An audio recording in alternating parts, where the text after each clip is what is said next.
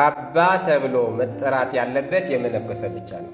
ብዙዎቻችሁ በምንሰራቸው ቪዲዮዎችና በተለያየ ቦታ ላይ አባ አባታችን እያላችሁ ስትጠሩ እንሰማለን። ይህ የተለመደ ሆኖ ነው እንጂ ስርዓት አይደለም። ካህንም ቢሆን መስቀል እንኳ የያዘ አባ ተብሎ አይጠራም።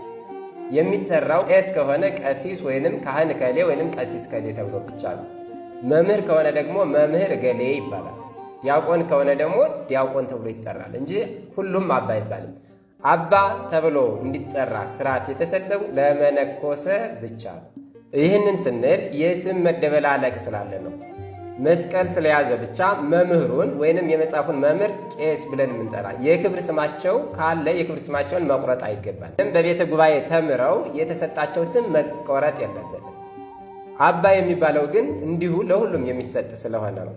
እናም ይህንን አውቀንና ተረድተን ካህን ከሆነ ምናልባት የንስሐ አባታችን ብለን ልንጠራው እንችላለን።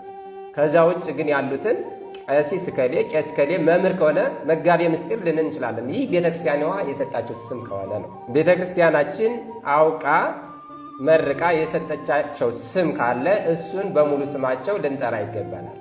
ከዛ ውጭ ግን እንዲሁ የአንዱን ካንዱ ልናደበላልቅ አይገባም።